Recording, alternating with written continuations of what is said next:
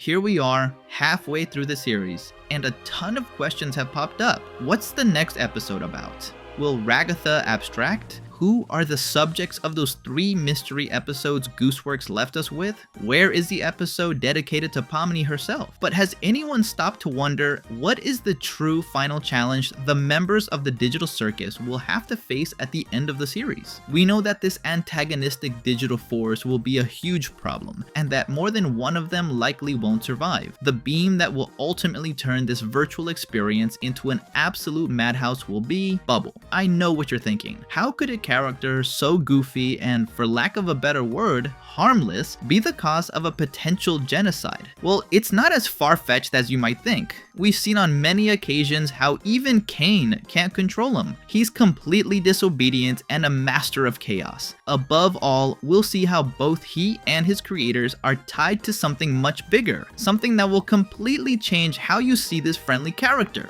A character who might be far higher in the Digital Circus's hierarchy of control, and how he connects to the very book that inspired this entire story. Chapter 1.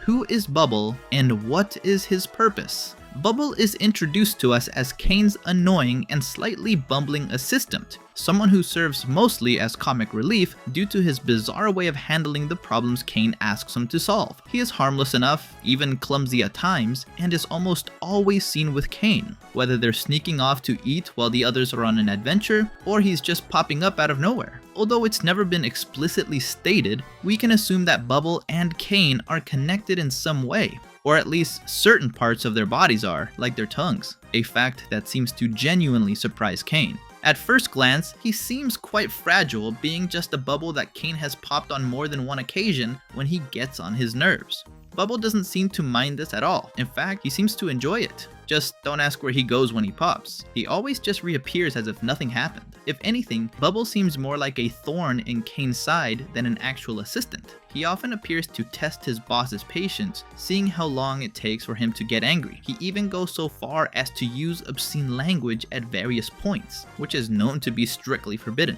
While this is clearly played for laughs, it's still unsettling how this seemingly harmless little guy appeared to be losing control in the latest episode. I mean, during the stargazing scene when Cain nearly has a meltdown after learning nobody likes his adventures, he asks what he should do. Bubble's first response is to tell him to kill himself, before quickly correcting himself and suggesting a beach party instead. Other times he just screams, makes strange noises, or does whatever he wants, regardless of whether his boss will pop him for it. He even speaks backwards sometimes just because. What we can see is that Bubble cares little to nothing about the consequences of his actions. He just does what he wants because he wants to. Of course, so far he hasn't done anything to directly threaten the lives of the circus members or cause them physical harm. Not that it matters much since they can't really feel anything, but you get the point. This all leads us to wonder, how could this Bubble with button eyes and shark-like teeth possibly be the final villain of the series? Chapter 2.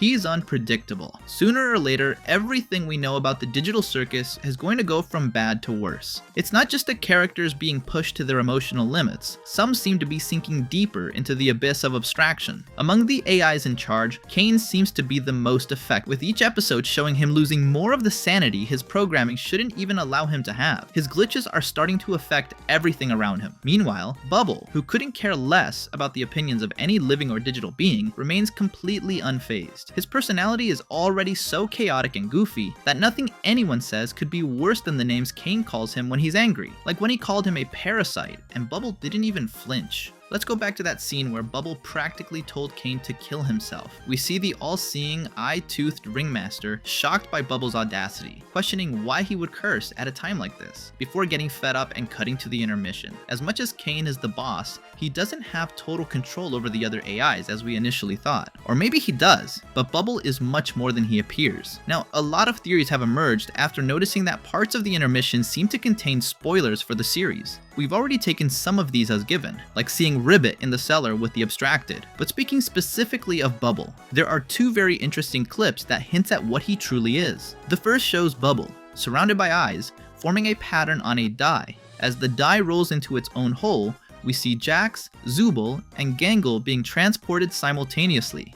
In another clip, he looks like he's about to take an unexpected bite out of Pomni. His other appearances are just him zipping around, or getting trapped in Kane's teeth. So what can we make of this? Well, we know the Digital Circus is full of mysteries and bugs. It's clear the place is unfinished, especially since the main host, Kane, seems to be constantly glitching. So what if Bubble is actually an infiltrator? More specifically, what if he's an AI created to monitor the Digital Circus from the inside, to keep an eye on the members and their well-being, as well as on Kane and his performance, including his recent failures? This would explain his wild behavior, which is so different from the other NPCs who maintain some semblance of control and never curse. Bubble isn't like that. He tests Kane on multiple occasions to gauge his behavior and how well he's performing his program duties. We might see Bubble trapped in Kane's teeth, seemingly under his control, but Bubble is an agent of chaos, who breaks the rules when necessary. He could take Kane's place at any moment, since he doesn't seem to suffer from the same glitches. He can also just eat his boss without a second thought.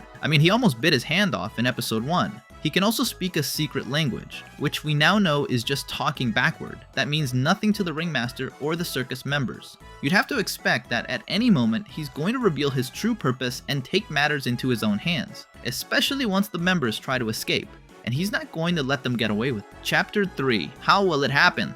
If we consider that the series is based on the book I Have No Mouth and I Must Scream, where the protagonists are condemned to live for eternity inside a supercomputer named AM that has taken over the world, it's not a stretch to think Bubble could become the true puppet master. Imagine a scenario where the circus members are desperately searching for an exit, and Kane, glitching uncontrollably, can no longer manage everything as he once did. This would be the perfect moment for Bubble, a twisted AI who answers to no one but himself, to seize control. He could be the one to herd the characters into the darkest, most terrifying corners of this hellish reality, just to prevent their escape. After all, he might be the one truly in charge of keeping them there under the orders of the mysterious CNA company. Furthermore, if you look at the creator's official Twitter account, you'll see that Gooseworks often plays with fan expectations, making jokes about whether or not the protagonist will survive. It's pretty clear this series is heading for a tragic ending, given its source material. But consider this. The voice of Bubble is provided by Gooseworks herself. This leads to a fascinating interpretation that the final boss is the creator herself, toying with her own creations to torture them and deny them a happy ending. It sounds wild, but if there's one thing this series does well, it's embracing the absurd and the unexpected on a level you never see coming. So, what do you think of Bubble now? Will you still see him as just a bit of comic relief? Or will you now watch his every move with extreme caution, waiting for the scare of your life? It seems this little guy is capable of devouring you in a single bite when you least expect it. Explain to Daddy Bubble how bad thing. And now back to the show!